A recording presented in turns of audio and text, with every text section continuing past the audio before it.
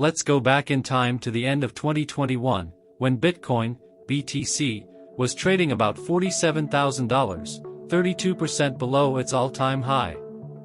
The tech-heavy Nasdaq stock market index was at 15,650 points at the time, only 3% behind its all-time high.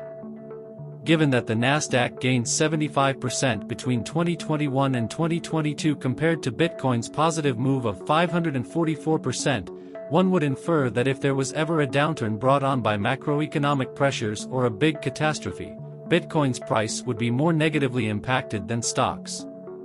In today's video, we will try to find out that in spite of Bitcoin being in a bear market, there are plenty of good reasons to keep investing. At Finance Doc, we will be sharing more explanation videos related to cryptocurrencies, trading, forex and many more. So watch this video till the end and hit the subscribe button, and click on the bell icon to get notifications for our future videos. So let's begin the video.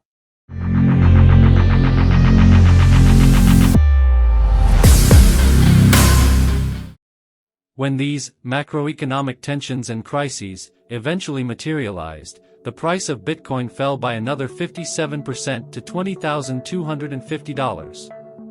Given that the Nasdaq is down 24.4% as of September 2nd, this is hardly unexpected.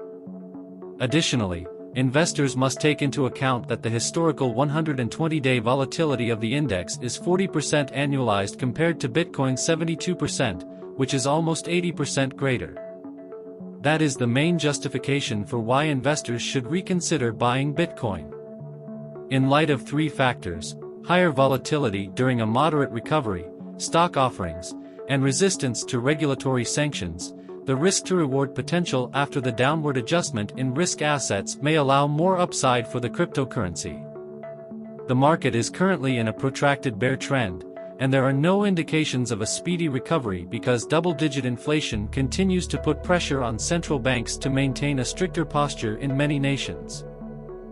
A recession-like environment is the result of raising interest rates and ending debt asset stabilization initiatives. Whether or not there will be a gentle landing is irrelevant since no rational investor will choose growing industries that are credit vulnerable when the cost of capital is rising and consumption is declining. With modest recoveries, Bitcoin can destroy tech stocks. Volatility is typically seen negatively since price swings, whether up or down, are accelerated. However, there is no reason to think that Bitcoin will remain under pressure for so long if the investor anticipates some sort of rebound over the following 12 to 36 months. Let's imagine a neutral scenario in which Bitcoin recovers 25% of the $48,700 decline from its all-time high and the tech-heavy Nasdaq index not only makes up its whole year-to-date loss of 24.4% in 2022 but also adds another 40% in gains over that 1 to 3 year span. In that case, Bitcoin would reach $32,425, which is still 53% below its record high from November 2021. Therefore, that sum would be a 60% profit for individuals who purchased BTC on September 2nd for $20,250.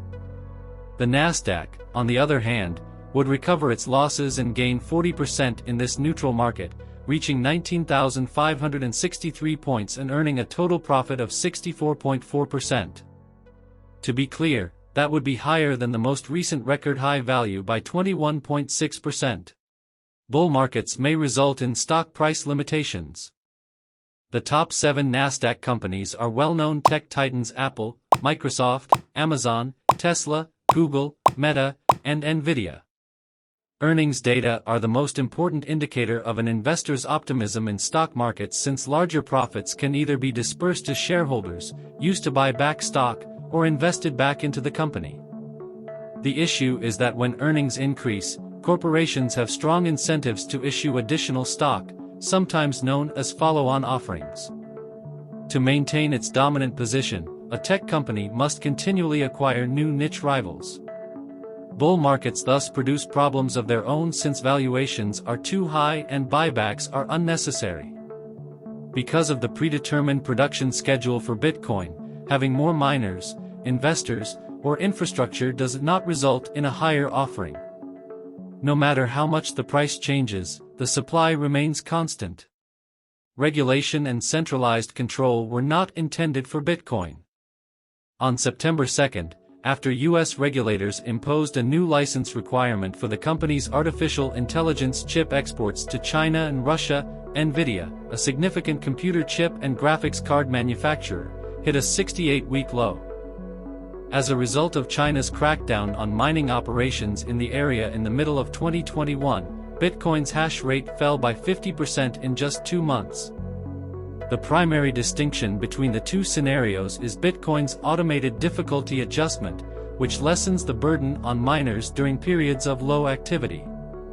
Although the U.S. regulation is likely to have an impact on NVIDIA's exports, nothing is blocking Chinese Huawei, South Korean Samsung, and Taiwanese TSMC chipmaker from expanding their businesses and exporting goods. Since Bitcoin is a peer-to-peer electronic cash system, it may exist without centralized exchanges.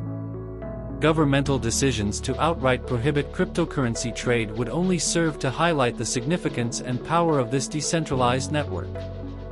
When several nations attempted to stop the flow of foreign currency, a shadow market with facilitators operating as illegal middlemen was instead created. In all three scenarios, which range from complete blockage to a widespread bull market, Bitcoin has a better chance of winning than tech stocks at the moment. As a result, the risk-reward substantially favors the cryptocurrency after adjusting for its volatility. Thank you for watching this video. If you like this video, don't forget to hit the like button and subscribe to the channel so that you don't miss out on our upcoming videos.